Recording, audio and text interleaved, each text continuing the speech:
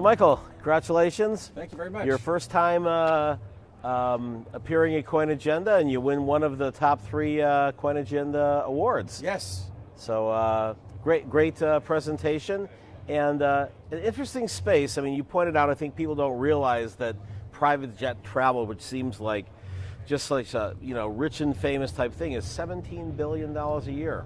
Yes, and that's just the charter market. And that's just the charter market. Yeah, that's the 4,000 of the 14,000 planes. 10,000 are private, as you say, but 4,000 are flying around and doing 85 to 90% of all the hours flown.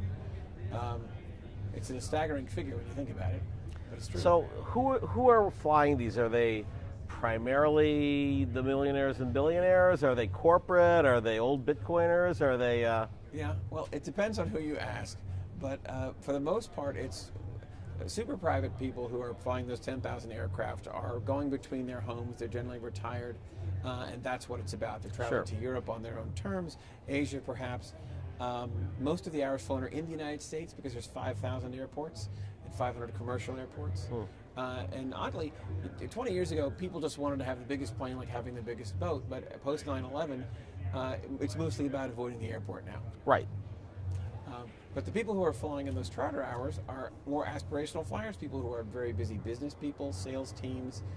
It's the people who are building their fortunes, not the people who are already enjoying them, who are doing all that work. And time is money as well.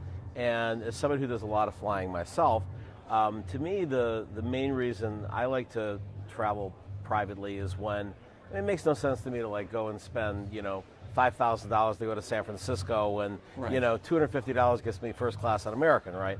But on the other hand, if I'm going from San Juan, which is my home, to someplace like Cayman Islands, and there's no direct route, and you have to go to Miami and then go and check into customs and then go to Cayman, and it's a 7 or 8 hour flight, whereas it's an hour and a half and a much easier process on both ends. That's a no-brainer, and the extra money that it costs for a shorter flight involving multiple versus no stops is clearly worth it. Yeah, it's a trade-off when your business and your career are at a certain level where your time is objectively, measurably worth a lot, and you confront these full-day or half-day travel delays.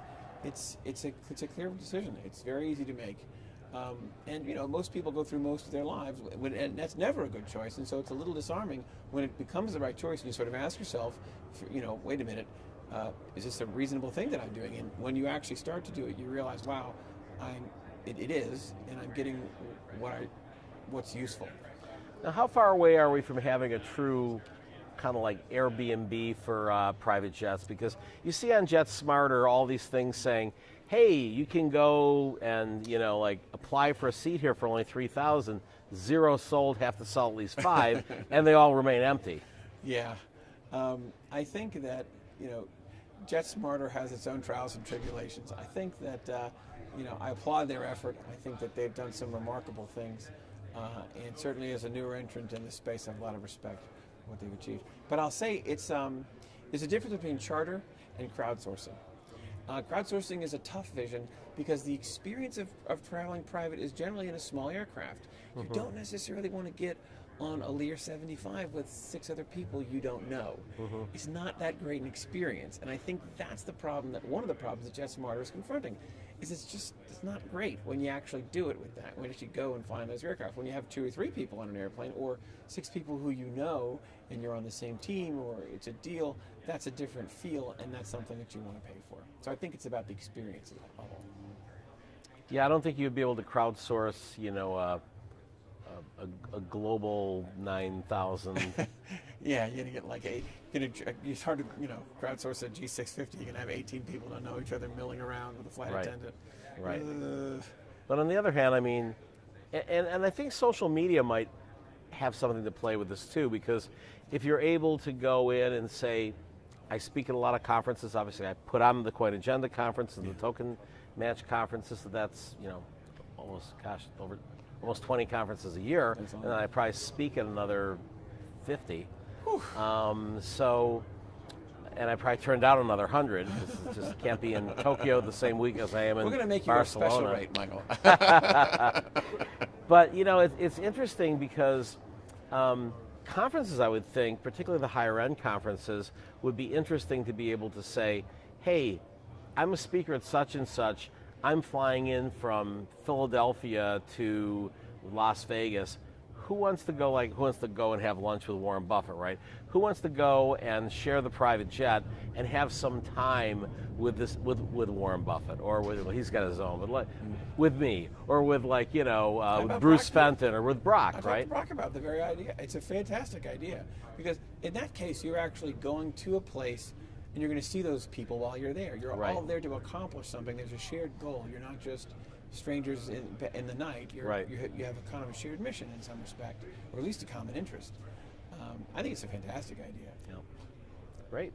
And not just in the crypto industry, in the travel industry, and I think we're actually going to pursue it. It's funny you mention it. yeah, no, and I mean, obviously, there's all of a sudden from nothing. There's several companies now. I mean, Ethereum, and Should we tip our hat? Yep, and there's Volavia in the UK, and all slightly different models, but it just seems like there's a number of people recognizing that there's a there in this industry, and I think that there's room for a lot of innovation and for a lot of cross-token swaps and collaboration, where maybe some tokens are used to fill half the jet and the others the other one, and Sure. I'm sure they'll probably end up being like a consortium at some point to sort of see what happens. Just like you have, eventually you ended up having, you started with airline miles, and then you end up having the Star Alliance, and then you have, I guess there's something over that too, right? I think so. Well, there's American Express points, but that's kind of No. different. I'm thinking about the one who puts all the things together. Oh, you can go on the web, and for 3 cents you can buy miles to sort Right. of fill in the gaps. Yeah. You can trade them. Sometimes you can, sometimes you can't. But there's ways to skin that cat. And why crypto? What is other than the chargeback issue? What's the main? I think the main issue is that we can incentivize our members, because in our model, as I'm sure you recall, there's the booking platform, and then there's block hour sales. Right. So our block hour customers can actually get more hours than they pay for, which is unique in the private travel industry. Right. It's pretty good. They have to get them on pretty specific terms, but they can get them, and then they can go fly and have adventures on the 4,000 other jets that await them out there. And we need a blockchain to connect those two. And then you're also using that to do fractional ownership of. I know you have a special relationship with Honda jets. Yes. And that seems like I'm looking forward to flying on one shortly with you.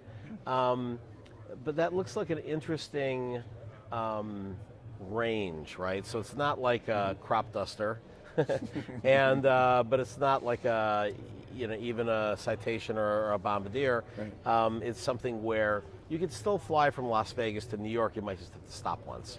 Yeah, you can make a tech stop. I think the range is about 1,400 nautical miles. If you want to load it up with people, maybe 1,200-ish. It sort of just depends.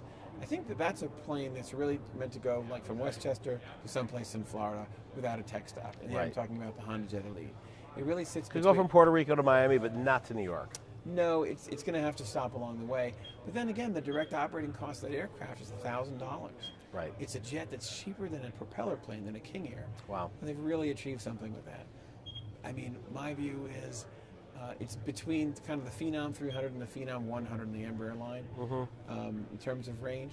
So it's a unique aircraft, and we're new and they're new, and they've made a technological advance. They see us in the same sort of spirit. So. And so you've built a token, We did? and trading already? Not yet. Not yet. No. But you're not really going for an ICO for the token. You're looking for just private equity